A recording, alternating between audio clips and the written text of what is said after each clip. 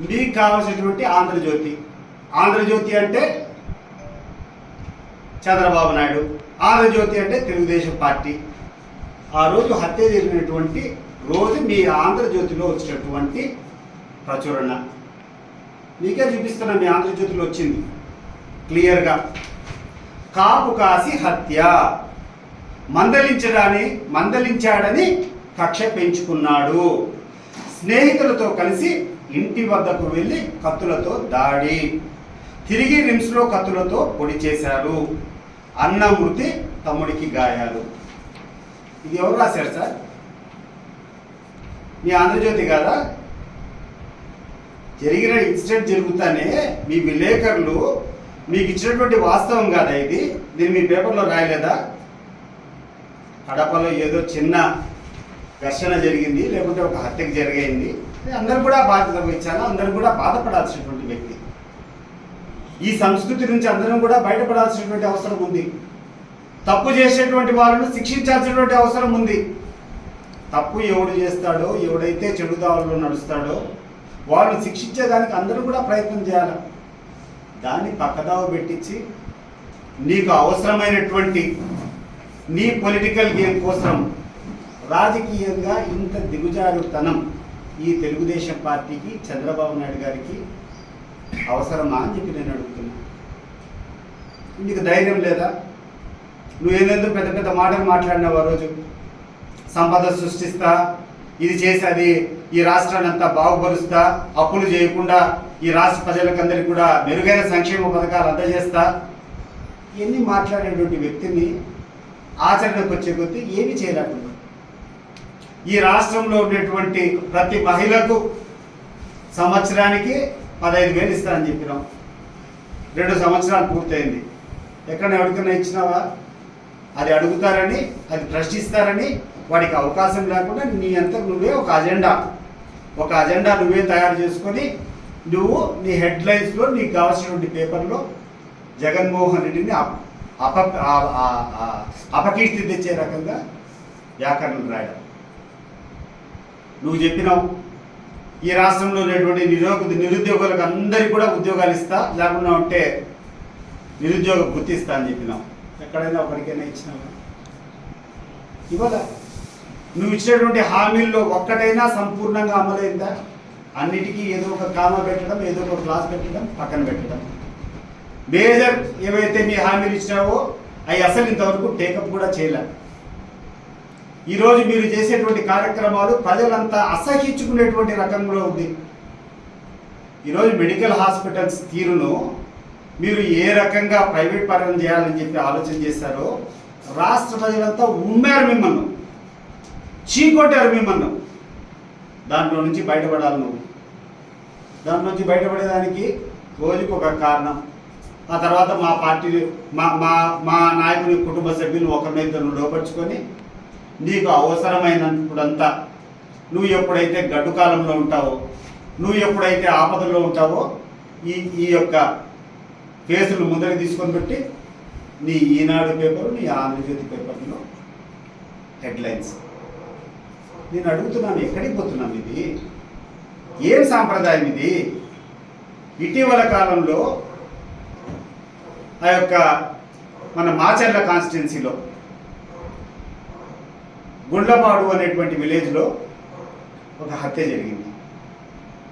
ఇద్దరు తెలుగుదేశం పార్టీ వర్గంలో ఉన్నటువంటి వాళ్ళు 2 వర్గాలుగా విడిపోయి ఒకరికొకరు సరిపోకుండా జగిశెట్టి వెంకటేశ్వర్లు అనేటువంటి వ్యక్తిని, కోటేశ్వరరావు అనేటువంటి వ్యక్తులను తెలుగుదేశానికి సంబంధించినటువంటి తోట వెంకటరమణయ్య, తర్వాత జగిశెట్టి శ్రీనివాసరావు అనేటువంటి వాళ్ళు వెంటబడి కాపు కాసి చంపడం వాస్తవం. అది మీ పత్రికల్లో వచ్చింది. ఆ రోజు ఏ వాహనంతో అయితే వీళ్ళు దాడి చేశారో దాంట్లో క్లియర్గా JBR అంటే జూలకంటి బ్రహ్మానంద రెడ్డి అని చెప్పేసి ఆ స్కార్పియో వెనకల పెద్ద లోగో ఉంది. అదే వాహనాన్ని నడుపుతూ ఎవరైతే హంతకులు ఉన్నారో వాళ్ళ పక్కన బ్రహ్మానంద రెడ్డి పోయేటువంటి ఫోటోలు ఉన్నాయి, విజువల్స్ ఉన్నాయి.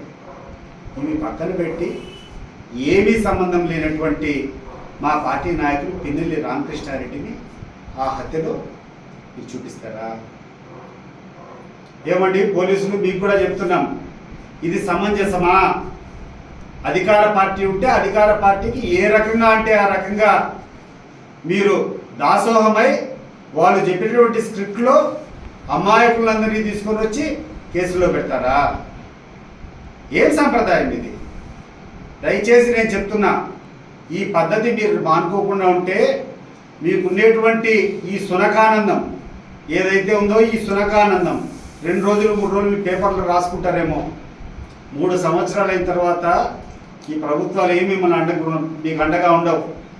ఈ 3 సంవత్సరాలు పక్కన పెట్టు, దీని తర్వాత భగవంతుని కూడా నువ్వు సమాధానం చెప్పుకోవాలా. పైకి పోయిన తర్వాత భగవంతుని కూడా నువ్వు సమాధానం చెప్పుకోవాలా. నువ్వు చేసేటువంటి నికృష్టమైనటువంటి పనులకు ఓసారి ఆలోచన చేయి. రాజశేఖర రెడ్డి గారి మరణానికంటే ముందు అసెంబ్లీలో నువ్వు మాట్లాడావు, నువ్వు ఎట్లా తిరిగి వస్తావో అసెంబ్లీకి చూస్తా అని చెప్పి నువ్వు చేసేటువంటి చంద్రబాబు నాయుడు గారు చేసేటువంటి ప్రసంగం అసెంబ్లీలోనే ఉంది. దాని తర్వాత ఒక 4-5 రోజులకు రాజశేఖర రెడ్డి గారు మరణించారు హెలికాప్టర్ క్రాష్లో. నువ్వే కదా ముద్దాయి దాంట్లో. నువ్వు ఆ రకమైనటువంటి సవాల్ విసిరిన తర్వాత ఆ యొక్క కేసు నీ మీద పెట్టాలా లేదా? చంద్రబాబు నాయుడు గారు మీరు చెప్పండి. మరి నువ్వు అసెంబ్లీ సాక్షిగా అసెంబ్లీలో కూర్చొని తిరిగి ఈ సభకు ఎట్లొస్తావో నేను చూస్తానని చెప్పి మీరు మాట్లాడారే. మరి రాజశేఖర రెడ్డి గారు మరణించిన తర్వాత నువ్వేనా ఏమని ముద్దాయి దాంట్లో? కంప్లైంట్ గివెన్ బై ఎవరైతే ఈ యొక్క మొత్తం ఈ జరిగినటువంటి సంఘటనలకు బాధున్నాడో ఆ పెద్ద దశగిరి కుమారుడు ఇచ్చేటువంటి కంప్లైంట్. దీన్ని పక్కన పెట్టి రకరకాలుగా ఈరోజు ఈనాడు పేపర్ చూస్తే అసలు ఈ పేపర్ ఉండేది ఏం చేస్తాను? గడిచిన 4 రోజుల నుంచి ఇదంతా హెడ్లైన్స్. ఈ పేపర్లో ఫస్ట్ పేపర్లో హెడ్లైన్స్ ఏంటంటే జగన్ రెడ్డి కనుసన్నల్లో పెద్ద దశగిరి హత్య. ఈనాడు ఇంకొక పేపర్ లేదు, దాంట్లో సవిత ఫస్ట్ హెడ్లైన్స్ ఏంది? రాత్రి హత్యలు, తెల్లారక శవాల దగ్గర మొసలి కన్నీళ్లు. హెడ్లైన్స్ ఈనాడు. తర్వాత ఈరోజు ప్రభుత్వ భూమిపై రుణానికి నిత్యానందరెడ్డి పన్నాగం. హెడ్లైన్స్.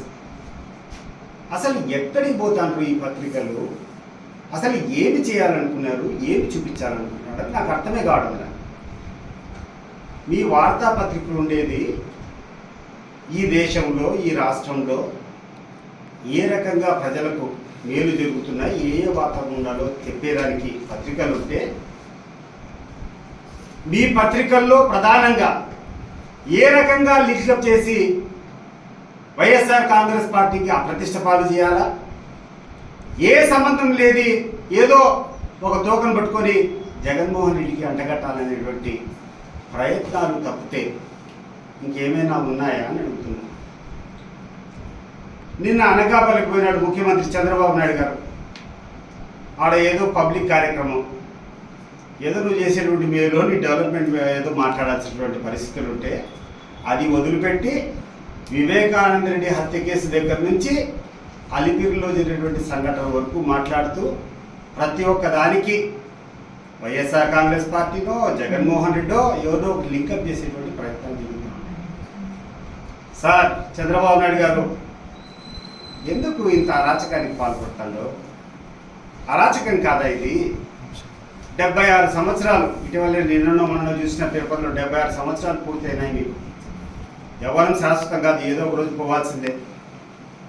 మామూలుగా వయసు పెరిగే కొద్దీ చాలా బాధ్యతగా వ్యవహరిస్తాం. 10 మందికి జవాబుదారీగా ఉండేదానికి ప్రయత్నం చేస్తాం. వయసు మీరిపోయే కొద్దీ మనం ఈ లోకాన్ని విడిచిపెడతాము. పోయినప్పటికీ ఇక్కడటువంటి పాపాల నుంచి కూడా ప్రక్షాళన చేసుకొని వీలైనంత కాడికి ఏదైనా పొరపాటులో తప్పు చేస్తే దాన్ని ప్రాయశ్చిత్తం చేసుకుంటూ రామకృష్ణ అని చెప్పుకొని వీలైన కాడికి సన్మార్గంలో ప్రయాణం చేసేదానికి ఎవరైనా ప్రయత్నం చేస్తారు.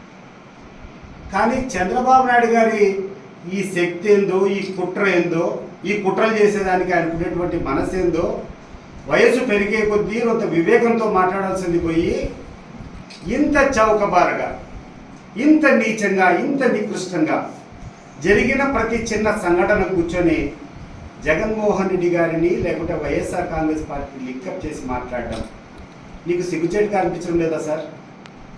ఇక్కడైతే ప్రతి ఒక్కరు అనుకుంటున్నారు మా కడప జిల్లాలో ఇక్కడటువంటి ఈ ప్రాంతంలో ఎవరో దారిలో పోయినటువంటి ఒక హత్య జరిగితే దాన్ని కూర్చొని జగన్మోహన్ రెడ్డికి అంటగట్టేటువంటి ప్రయత్నాలు చేస్తున్నావే, ఇంతకంటే నీచమైన నికృష్టమైనటువంటి చేష్టలు నీ హోదాకు, ఈ రాష్ట్రంలో అత్యధికంగా ముఖ్యమంత్రిగా పనిచేసావు, నీ హోదా అది ఒకసారి గుర్తుపెట్టుకో. నువ్వు మాట్లాడేటప్పుడు నీ హోదా, నీ స్థాయి గుర్తుపెట్టుకో, ఏం మాట్లాడుతున్నావు అనేది. ఇంత అత్యధిక కాలం ఈ రాష్ట్ర ముఖ్యమంత్రిగా పనిచేసి 76 సంవత్సరాల వయసు వస్తే అబద్ధాలు చెప్పేదానికి, జగన్మోహన్ రెడ్డి గారు నిందలు వేసేదానికి నీకు సిగ్గుచేటుగా లేదా సార్? నీకు ధైర్యం ఉంటే ముక్కుసూటిగా రా, జగన్మోహన్ రెడ్డితో పోరాటం చేయి. జగన్మోహన్ రెడ్డి గారు చేసినటువంటి సంక్షేమ పథకాలు కానీ, ఆయన చేసినటువంటి మేలు కానీ, ఆయన ఇచ్చినటువంటి హామీలు ఏ రకంగా నెరవేర్చినారో దానికి నీటుగా నువ్వు చేయి. నువ్వు చెప్పినావు కదా, జగన్మోహన్ రెడ్డి గారు 2014లో అధికారంలోకి 19లో అధికారం రాకముందు ఆయన ఇచ్చేటువంటి హామీలు ఇచ్చినట్టు నువ్వు కూడా 2024లో అధికారం రాకముందు హామీలు ఇచ్చినావు. నీకు ధైర్యం ఉంటే అవి చేయి.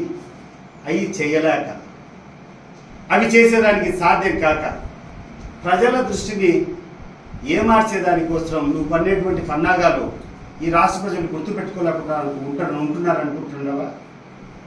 నీ కొద్దీ నీ పేపర్లు ఉండాలి, లేకుంటే నీకు ఒక మంత్రులు ఏదో మాట్లాడతారని చెప్పి కూర్చొని మాట్లాడి రకరకాల అభియోగాలు మోపుతున్నావే, దీంట్లో ఒక్కటైనా వాస్తవం ఉందా? దీనికి ఒకటే ఒక ఉదాహరణ ఇప్పుడు చూపించినటువంటి ఎఫ్ఐఆర్. గడిచిన 4-5 రోజుల నుంచి కడపలో జరిగినటువంటి పెద్ద దస్తగిరి ఈ హత్యకు సంబంధించి రకరకాల ప్రచురణలు, రకరకాలమైనటువంటి వాదనలు ప్రత్యేకంగా తెలుగుదేశం పార్టీ వాళ్ళ మిత్రపక్షాలు, అదే రకంగా పచ్చ మీడియాకు సంబంధించినటువంటి న్యూస్ పేపర్లో తెలుగుదేశం పార్టీకి సంబంధించినటువంటి మంత్రులు మాట్లాడేటువంటి తీరును చూస్తే చాలా జగుర్పు వచ్చేటువంటి పరిస్థితి ఉంది. రాజకీయాలంటే ఇప్పుడు కూడా కొంచెం హుందాగా ఉండాల్సినటువంటి అవసరం, కానీ ఆ హుందాతనాన్ని మర్చిపోయి ఏ రోజైతే అధికార పార్టీకి గడ్డు పరిస్థితి వస్తుందో,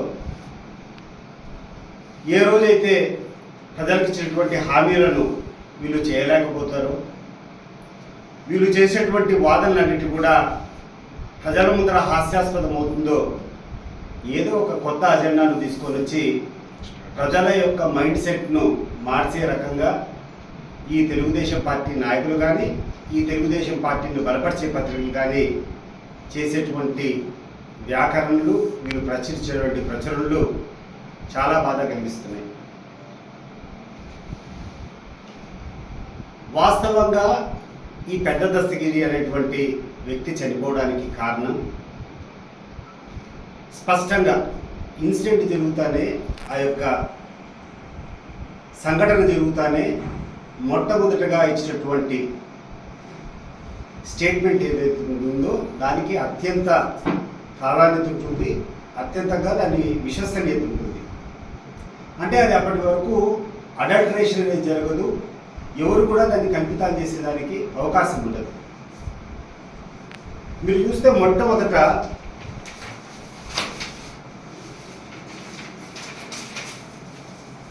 దిస్ ఈజ్ ద కంప్లైంట్.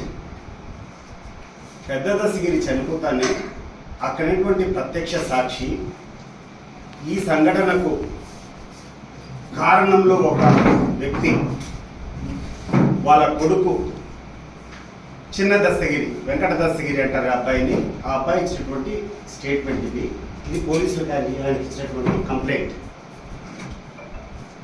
ఈ కంప్లైంట్లో స్పష్టంగా ఈ చిన్న దస్తగిరి ఏమని చెప్తారంటే, గౌరవనీయులు city RIMS police station CI గారికి నమస్కరించి కడప నగరం అలంకార్పల్లి డోర్ నంబర్ 71/8 నివాసం ఉంటున్న కలమల్ల వెంకట దస్తగిరి, వయసు 17 సంవత్సరాలు, సన్ ఆఫ్ కలమల్ల పెద్ద దస్తగిరి అంటే చనిపోయినటువంటి వ్యక్తి రాయిస్తున్నటువంటి ఫిర్యాదు ఏమనగా, సార్ మేము దూదాకుల కులస్తున్నాం. మా నాన్న రియల్ ఎస్టేట్ బ్రోకర్గా పనిచేస్తాడు. మా అమ్మ రమణమ్మ ఇంటి పనులు చూసుకుంటూ ఉంటుంది. మా తల్లిదండ్రులు, మా అక్కలు నాగపద్మిని, రాగిని మరియు నేను మొత్తం 3 సంతానం. మా అక్కలు బీటెక్ చదువుతున్నారు. నాకు సరిగ్గా చదువు అవ్వక ఓపెన్ BA మరియు ఇంటర్ కట్టి 2 సంవత్సరాలు పరీక్షలు రాశాను. ప్రస్తుతం ఖాళీగా ఉన్నాను. 4వ తారీఖు 4వ నెల 26 మా గ్రామంలో మారమ్మ జాతర జరుగుతుండగా రాత్రి ఊరేగింపులో నేను కూడా పాల్గొని అందరితో కలిసి డ్యాన్స్ చేస్తూ ఉండగా పొరపాటున నేను మా గ్రామస్తుడైన అవ్వారు వెంకీ మీద పడగా సదరు వెంకీ నన్ను తిట్టి చేయి చేసుకున్నాడు. దానితో నేను మా ఇంటికి వెళ్ళి విషయం మా వాళ్ళకు చెప్పగా మా నాన్న, మా చిన్న దస్తగిరి మరియు ఇతర కుటుంబ సభ్యులు వెళ్ళి వారిని మందలించాము. ఈ సంఘటన తర్వాత వెంకీ మరియు అతని స్నేహితులు మా మీద కక్ష పెంచుకున్నారు. తరువాత నిన్న అనగా 5/4/2026 తారీఖున రాత్రి సుమారు 10 గంటల సమయంలో నేను వీధిలో నుండి ఇంటికి వస్తూ ZP హై స్కూల్ వద్దకు వచ్చేసరికి అక్కడ వెంకీ స్నేహితులు అయిన వనపర్తి వెంకటేష్, మనోహర్లు ఉండి నాతో గొడవపడి నా మీద చెయ్యి చేసుకుని, నువ్వు మీ నాన్నకు చెప్పుకుంటావు కదా, ఇప్పుడు ఎవరికి చెప్పుకుంటావో చెప్పుకోపో అని బెదిరించడంతో నేను ఆ విషయాన్ని మా నాన్నకు ఫోన్ చేసి చెప్పగా మా నాన్న, మా చిన్నాన్న ఇంకా కొంతమంది బంధువులు వచ్చి వారిని మందలించారు. దానితో వెంకటేష్, మనోహర్, సురేంద్ర ఆలియాస్ జాకీ మరియు ఆనంద్తో కలిసి మాతో గొడవపడి కట్టెలు, కత్తలు, రాడ్స్ తీసుకొని మిమ్మల్ని చంపితే దిక్కెవరని దాడి చేయగా ఈ దాడిలో మా చిన్నాన్నకు కటారు దస్తగిరి, కటారు మౌలాలమ్మ, చాగల్మని సిద్ధయ్య, సంటెక్క అనే వారికి గాయాలయ్యాయి. చుట్టుపక్కల వారు కల్పించుకొని మీరు ఎలా బలుకుతారో చూస్తామని అక్కడి నుంచి వెళ్ళిపోయారు. అంతటా గాయాలు పాలైన మా చిన్నాన్న మా ఇతర వ్యక్తులతో 108లో రిమ్స్కు తీసుకొని నేను, మా నాన్న, ఇతర కుటుంబ సభ్యులు తెలిసిన వాళ్ళు రిమ్స్ ఆసుపత్రికి వచ్చినాము. డాక్టర్ గారు చికిత్స భాగంగా ఎక్స్రే కోసం వేరే బ్లాక్లో పంపగా మేము గాయాలు తగిలిన వాళ్ళను ఎక్స్రే తీయించి తిరిగి OP బ్లాక్ వైపు నుండి క్యాజువాలిటీ బ్లాక్ వైపు వస్తుండగా ఈ దినం 6/4/2026 తెల్లవారుజాము సుమారు 3 గంటల సమయంలో ఆసుపత్రి ఆవరణలో మా కోసం ఎదురు చూస్తూ ఉండిన రవి, రాజు, అవ్వారు వెంకీ, సురేంద్ర ఆలియాస్ జాకీ, మనోహర్ ఇంకా కొంతమంది మా దగ్గరకు వచ్చి చంపండి రాయి నా కొడుకులంటూ మా నాన్న పెద్ద దస్తగిరి, మా నాన్న చిన్న దస్తగిరిలపై తమ చేతులతో ఉన్న కత్తులతో మా నాన్న కడుపు మీద, ఎద మీద, ఇతర చోట్ల పేగులు బయటికి వచ్చే విధంగా పొడిచారు. ఏం చేస్తావు బీసీలకు? నువ్వు ఒకసారి పోయి చూడు. ఈయన లక్కప్ప అని చెప్పి మడకసిరిలో క్యాండిడేట్ ఇచ్చాడు జగన్మోహన్ రెడ్డి. అతనికి ఒక ఉపాధి హామీ పోయేటువంటి దాంట్లో చిన్న నౌకరీ చేస్తాడు. క్యాండిడేట్గా పెట్టి ఆయనకు అయ్యేటువంటి ప్రతి పైసా ఖర్చు కూడా పార్టీనే భరించే రోజు పెట్టింది. మైలవరంలో ఒక BC క్యాండిడేట్ తీసుకొని పోయి ఇచ్చినాడు ఒక ZPTC స్థాయి వ్యక్తికి. ఆఖరికి ఆయన వాహనం తిరిగే దానికోసం కూడా మా పార్టీ నాయకుడే పెట్టుకొని క్యాండిడేట్గా పెట్టి అన్ని రకాలుగా మా పార్టీ అభ్యర్థి మేము బలోపేతం చేసే ప్రయత్నం చేసినాం. విజయవాడ అర్బన్లో ఒక మైనారిటీ అభ్యర్థికి, చిన్న స్థాయి అభ్యర్థి అయిన వీళ్ళకందరికీ కూడా, ఎందుకంటే అట్టడుకునేటువంటి వాళ్ళకు ఆర్థికంగా సరిగ్గా లేకుండా ఉన్నాయి అని ఒక మంచి సంకేతం ఇవ్వాలా, వీళ్ళందరినీ పైకి తీసుకొని రావాలా, ఆర్థికంగా రాజకీయంగా పైకి తీసుకొని రావాలని చెప్పి ఆర్థిక వనరులు అనేటువంటి అంశాన్ని పక్కన పెట్టి మా పార్టీ నాయకుడు మా ఖర్చులతో కూర్చొని క్యాండిడేట్ పెట్టినటువంటి ఘనత నాకుందే, నీకుందమ్మా. బీసీలు చంపిన వాళ్ళు బీసీనే, చనిపోయిన ఆయన బీసీనే. వాళ్ళకి చిన్న ఘర్షణ జరిగిపోతే బీసీలను చంపినామా మేము? ఏమన్నా మీకు ఏమైనా తెలియని మాట్లాడతారా మీరు? ఆ పార్థసారథి ఏదో ఆయన గొడ్డలితో అంట ఆయన మాట్లాడినటువంటి మాటలు అయితే రాత్రి హత్యలు, తెల్లారాక శవాల దగ్గర మొసలిక నీళ్ళు. మీ నాయకునికి అయ్యా ఇవన్నీ అవసరము? మీ నాయకునికి, మా నాయకుడు సింహం లాంటి వాళ్ళు పోతే జనం లేకపోతే ఎక్కడికి పోయినా కూడా హారతి కర్పూరాలు ఇచ్చి స్వాగతం పలుకుతారు. మీరు ఒకసారి రోడ్లోకి రండి, జగన్మోహన్ రెడ్డి రోడ్లోకి వస్తారు, ప్రజలు ఎవరైనా రిసీవ్ చేసుకుంటారో ప్రజలు చెప్తారు. అంతేగాని నీటటువంటి చౌకబారు నాయకులందరూ కూర్చొని స్టేట్మెంట్లు ఇస్తే మా నాయకుడు ఏం మసకబారడు. గుర్తుపెట్టుకోండి, మీరు ఎన్ని రకాలుగా మీరు మా నాయకుడిని తప్పుదోవ పట్టించాలని ప్రయత్నం చేసిన జనం హృదయంలో మా నాయకుడి యొక్క స్థానం పదిలంగా ఉంటుంది. వారి గుండెల్లో మా నాయకుడు, మా జగన్మోహన్ రెడ్డి ఎప్పుడూ శాశ్వతంగా ఉంటారు. ఆయన చేసేటువంటి మంచి పనుల్లో 10% చేస్తారా మీరు? ఒక 10%. ఇది ఛాలెంజ్ మీకు నేను చెప్తున్నా. రాష్ట్రంలో ఉండేటువంటి పేద వర్గాలకు కానీ, బలహీన వర్గాలకు కానీ, బడుగు వర్గాలకు కానీ జగన్మోహన్ రెడ్డి గారు తీసుకున్నటువంటి చర్యల్లో ఒక 10% కమిట్మెంట్ మీ పార్టీకి ఉందా? ఆయన ఇచ్చినటువంటి అన్ని హామీలు డిబిటీ, డైరెక్ట్ బెనిఫిషరీ ట్రాన్స్ఫర్, ఎక్కడే కానీ మధ్యవర్తి లేదు, ఎక్కడే కానీ దళారు లేదు. ఒక బటన్ నొక్కితే వాళ్ళ అకౌంట్లో పడేటువంటి పరిస్థితి తీసుకొని వచ్చి ఏ పేదవాడు, ఏ గ్రామీణ ప్రాంతంలో ఉన్నవాడు కూడా ఆఫీసు చుట్టూ తిరగకూడదని ప్రతి గ్రామాల్లో కూడా సచివాలయాలు కట్టి అక్కడటువంటి వాలంటీర్లు పెట్టి వాళ్ళ సమస్యలను తన సొంత సమస్యగా కూర్చొని పరిష్కారం చేసినటువంటి గొప్ప విప్లవకారి మా జగన్మోహన్ రెడ్డి కాదా? నాడు నేడు అని చెప్పి ఈ పేద ప్రజల యొక్క వాళ్ళ ఆర్థిక స్తోమత పెరగాలంటే చదువుకుంటేనే బాగుంటుంది, చదువుకుంటేనే వీళ్ళు ఈ యొక్క ఆర్థిక స్తోమతను పెంచుకోగలుగుతారని చెప్పి వాళ్ళకి ఇచ్చినటువంటి ఊరట గ్రామాల్లో ఉన్నటువంటి స్కూళ్ళకన్నిటికీ ఒక మహర్దశ తీసుకొని వచ్చి 15,000 కోట్ల రూపాయలు గ్రామ ప్రాంతాల్లో ఉన్నటువంటి స్కూళ్ళన్నీ ఈరోజు బాగుపరిచినారు. వాళ్ళకి కావాల్సినటువంటి ప్రతి చదువుకునేటువంటి తల్లికి 15,000 రూపాయలు అమ్మఒడి అని చెప్పి స్కీమ్ ఇచ్చారు. వాళ్ళ స్కూళ్ళల్లో ఈరోజు ఒక మంచి నాణ్యమైనటువంటి మెనూ, ఒక నాణ్యమైనటువంటి వాళ్ళకి ఆహారం పెట్టేటువంటి పరిస్థితి తీసుకొని వచ్చినారు. ఈరోజు వాళ్ళకి కావాల్సినటువంటి యూనిఫామ్ దగ్గర నుంచి, టెక్స్ట్ బుక్ల దగ్గర నుంచి, గ్రామాల్లో ఉన్నటువంటి క్లాస్ రూమ్స్ అంతా కూడా ఒక మల్టీనేషనల్ కంపెనీలు ఏ రకంగా అయితే ఒక గొప్ప కార్పొరేట్ స్కూల్స్ ఉంటాయో దానికంటే గొప్పగా చేసేటువంటి ఘనత. ఇన్ని గొప్పలు మా జగన్మోహన్ రెడ్డి గారు చేస్తే వైద్య రంగంలో ఏ పేషెంట్ పైన కూడా ధైర్యంగా పోయి ఆరోగ్యశ్రీ పెట్టుకొని, వైఎస్ఆర్ ఆరోగ్యశ్రీ పెట్టుకొని పోతే వాళ్ళకి చేసి మళ్ళీ హాస్పిటల్ నుంచి డిశ్చార్జ్ అయితే కూడా మళ్ళీ వాళ్ళ ఖర్చుల కోసం కోరుకుని దొరికించేటువంటి గొప్ప స్కీములు తీసుకొని వచ్చి పేదవాళ్ళ గుండెల్లో గుడి కట్టుకునేటువంటి వ్యక్తి జగన్మోహన్ రెడ్డి అయితే ఏ కార్యక్రమం చేసినా ఆ కార్యక్రమం వెనక కమిషన్లు ఆర్థికంగా నువ్వు లాభపడాలి. ఏమన్నా నువ్వు చేసేటువంటి దాంట్లో? నువ్వు చేసే రాజధానిలో ఏముంది?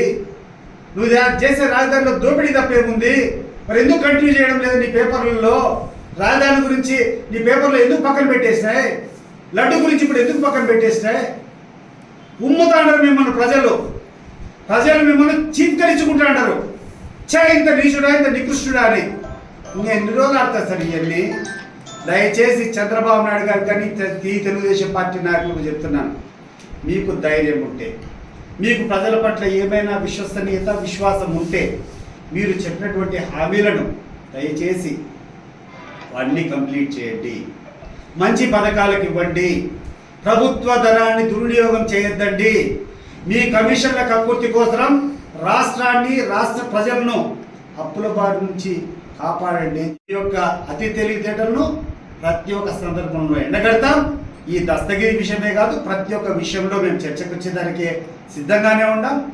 ఈరోజు దస్తగిరి విషయంలో ఇన్సిడెంట్ జరిగినప్పుడు ఉన్నటువంటి సిఐ ఎస్ఐ ఎందుకు ట్రాన్స్ఫర్ అవుతారా? నాకు అర్థం కాలే. కొత్త డిఎస్పీ వస్తాడు, కొత్త ఇన్స్పెక్టర్లు వస్తారు, నీ స్క్రిప్ట్ ప్రకారం కూర్చొని లింకప్ చేస్తారా? అంటే మీకు సంబంధించినటువంటి పార్టీ కార్యక్రమాల్లో ఈరోజు ఎవరైతే ఈ దాడిలో ఉన్నారో, ఆ రవి, రాజు, ఆ తర్వాత XYZ ఎవరెవరు 34 మంది పిల్లలు ఉన్నారో వాళ్ళను మీ పార్టీ నాయకులు వాడుకోలేదా?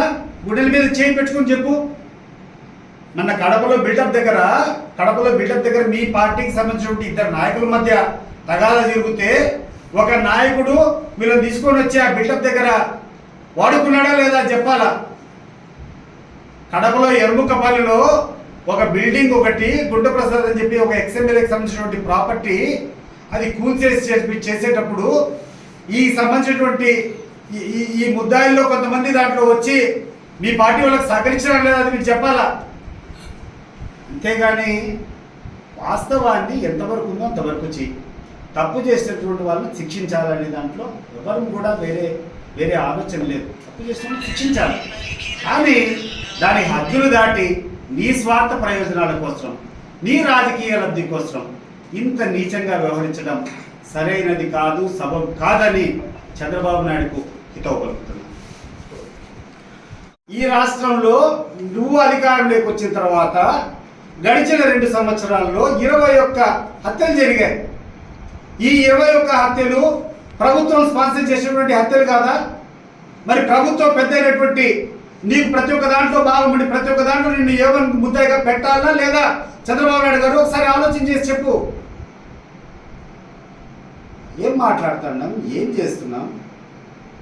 కనీసం మాట్లాడేటప్పుడు కనీసం విద్యుత్ ధర్మం కొంచెమన్నా, అరే నా వయసు పైబడిపోతా ఉంది, నేను కూడా ఈరోజు కాబట్టి రేపు 10 లోపాలకు పోవాలా, పోతున్నా పాపాలు చేస్తే ఆ పాపాలకు ప్రక్షాళన చేసుకోవాలా, పాశ్చాత్యం పడాలనేటి పోయి రోజుకు అధ్వానమైనటువంటి నీ తీరును అనకాపల్లిలో పోయి నువ్వు మాట్లాడతావా? అనకాపల్లిలో పబ్లిక్ మీటింగ్లో నువ్వు వివేకానంద రెడ్డి హత్య గురించి మాట్లాడతావా? ఎవరు ఆపారండి? చంద్రబాబు నాయుడు గారు ఎవరన్నా ఆపారా? జగన్మోహన్ రెడ్డి గారు ఈరోజు అధికారంలో ఉన్నారా? జగన్మోహన్ రెడ్డి గారు ఏమన్నా కోర్టులో పిటిషన్ వేసుకొని వివేకానంద రెడ్డి హత్య కేసు జరగకూడదని చెప్పి ఏమైనా పిటిషన్ వేసుకొని ఆపుకుంటున్నారా? నీ నీచ రాజకీయం కోసం, నీ చేతగానితనం కోసం ఒక ట్రంప్ కార్డు మాదిరి వాళ్ళ కుటుంబ సభ్యులు, జగన్మోహన్ రెడ్డి గారి కుటుంబ సభ్యులు ఇద్దరిని లోపరుచుకొని వాళ్ళతో పిటిషన్లు వేయించుకుంటూ నీకు ఎప్పుడు గడ్డు కాలం వస్తుందో నువ్వు మాట్లాడడం, వాళ్ళకి కావాల్సినటువంటి మేలును అందజేయడం. రాష్ట్ర ప్రజలందరూ ఏమన్నా పిచ్చోళ్ళు అనుకున్నారా? చెవులు పూలు పెట్టుకున్నావు అనుకునేవా? ఎప్పుడు నీకు ఇబ్బంది ఉంటే వాళ్ళిద్దరూ ఫోకస్ వచ్చి వివేక హత్య కేసు జరుపు సార్, ట్రైలు తొందరగా జరిపితే మేము కూడా చూడాలని ఉంది.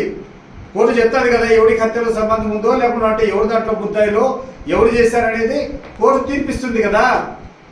ఎవడైతే దస్తగిరి అనేటువంటి వ్యక్తి ఈ హత్య చేశాడో వాడికేమో నువ్వు గన్మెన్లు, నువ్వు ప్రొటెక్షన్లు, వాడేమో బయట తిరగాల. ఎవరికి సంబంధం లేనటువంటి వారి మీద నువ్వు నిందలు వేసుకుంటూ నీ పత్రికల్లో మీరు రాసుకుంటూ ఉంటారా? మంచి పద్ధతి కాదండి చంద్రబాబు నాయుడు గారు, మంచి పద్ధతి కాదండి. ఇప్పటికైనా మీరు మేలుకోకపోతే, ఇదే రకమైనటువంటి దుష్ప్రచారం జరిగితే ప్రజలు సరైనటువంటి సమయంలో మీకు బుద్ధి చెప్తారు. ఈరోజు రాష్ట్రంలో అనేక సమస్యలు ఉన్నాయి, నువ్వు ఇచ్చినటువంటి హామీలు ఉన్నాయి, నువ్వు చేసినటువంటి కొల్లగొట్టేటువంటి ఈ రాష్ట్ర ఖజానానంతా కొల్లగొట్టేటువంటి విధానం ఈరోజు ఎక్కడ చూసినా చర్చనీయాంశమైంది. దీనన్నీ మార్చేదానికోసం నువ్వే ఒక అజెండా తీసుకొని వస్తావు, ప్రజల్లో అపహాస్య పాలవుతావు, నవ్వుల పాలవుతావు. ఒకరోజు తిరుపతి లడ్డు అని మాట్లాడాం, అది వికటించింది. నీ వీపునే ప్రజలు బాగా కొట్టడం మొదలుపెట్టారు. ఎక్కడ పోయినా కూడా చెయ్యి పరిగ్రహాన్ని కూర్చొని దేవుడి ప్రసాదం మీద కూడా ఇట్లా అపవాదాలు వేస్తాడని చెప్పి నీకు చెడ్డ పేరు వస్తే ఆ అజెండా పక్కన పెట్టాం. రెండో రోజు రాజధాని నిర్మిస్తా అని చెప్పినాం, ఏమీ అవసరం లేకుండా నువ్వే ఒక సభ పెట్టుకున్నావు. ఆ సభలో నువ్వు తీర్మానం చేసుకున్నావు, కేంద్ర ప్రభుత్వానికి పంపించుకున్నావు. నువ్వు ఒక పెద్ద మాస్టరు, ఒక పెద్ద పేట్రియాటు, ఈ రాజధాని ఎందుకు చేస్తాడని చెప్పే ప్రయత్నం చేసినాం. నీ అసలు రంగును వైఎస్ఆర్ కాంగ్రెస్ పార్టీ ఎండగట్టింది. నువ్వు చేసేటువంటి తప్పులన్నింటినీ చూపించినాం. ఆ రాజధాని నిర్మాణం ముసుగులో నువ్వు చేసేటువంటి దోపిడీని అంతా సమర్థవంతంగా మేము ప్రజల దృష్టికి తీసుకొని పోయినాం. నువ్వు మాట్లాడేటువంటి పరిస్థితి లేక దాన్ని పక్కన పెట్టేసినాయి. నీ పేపర్లు, నీ కథ ఇప్పుడు దాని గురించి మాట్లాడడంలా. ఎందుకంటే 1-2 రోజులు ట్రోలింగ్ చేసావు, మావిగన్ అంటే ఏంది అది ఇది అని చెప్పి. ఈరోజు ప్రజలకి స్పష్టంగా పోయింది, జగన్మోహన్ రెడ్డి గారి విజన్ చాలా బెటర్ విజన్. ఈ చంద్రబాబు నాయుడు చేసేదంతా రాజధాని పేరు చెప్పి రాష్ట్ర ప్రజల జోబుల్లో ఉన్నటువంటి డబ్బులన్నీ దోపిడీ చేస్తాడనే విధానం స్పష్టంగా పోయింది ప్రజలకు. సో దాన్ని పక్కన పెట్టాం. ఈరోజు ముక్కు ముఖం తెలియని డెఫినెట్గా ఆ అబ్బాయి దస్తగిరి అనేటువంటి వ్యక్తి మా పార్టీకి సంబంధించినటువంటి నాయకులతో సత్సంబంధాలు ఉన్నాయి. ఒక రాజకీయంగా కానీ లేకుంటే అతను చేసేటువంటి రియల్ ఎస్టేట్ వ్యాపారంలో కానీ మాకు సంబంధించిన నాయకులతో సంబంధం లేవని మేము చెప్పడం లేదు. సంబంధం ఉన్నంత మాత్రం వాళ్ళు హత్య చేశారా? ఏ రకంగా నిత్యానంద రెడ్డికి సంబంధం అండి? వాళ్ళు నిత్యానంద రెడ్డికి చంపిన వాళ్ళతో సంబంధం ఉండొచ్చు. వాళ్ళు అనేక కార్యక్రమాల్లో నిత్యానంద రెడ్డిని సపోర్ట్ చేస్తూ ఏదైనా నాలుగు సార్లు కేకులు కట్ చేసుకోవచ్చు, లేకుంటే నిత్యానంద రెడ్డితో ఏమైనా పనులు కావాలంటే చేయించుకోవడానికి ప్రయత్నాలు చేయొచ్చు. కానీ అంత మాత్రం నిత్యానంద రెడ్డికి హత్య చేయాల్సినటువంటి అవసరం ఉందా? దస్తగిరిని మా పార్టీ వాళ్ళకి అని చేయాల్సినటువంటి అవసరం ఉందా?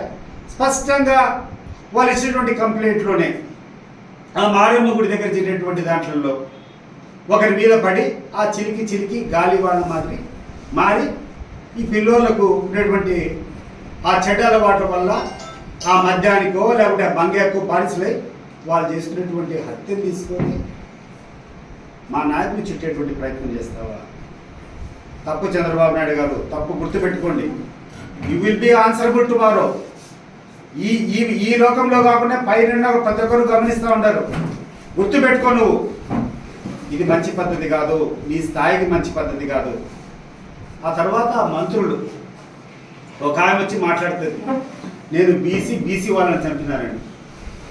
అమ్మా సవితమ్మ, నువ్వు ఎంత బీసీనో జగన్మోహన్ రెడ్డి గారు బీసీలకు ఎంత చేశారో ఒకసారి ఆయన చేసినటువంటి కార్యక్రమాలు చూస్తే నీకు అర్థమవుతుంది.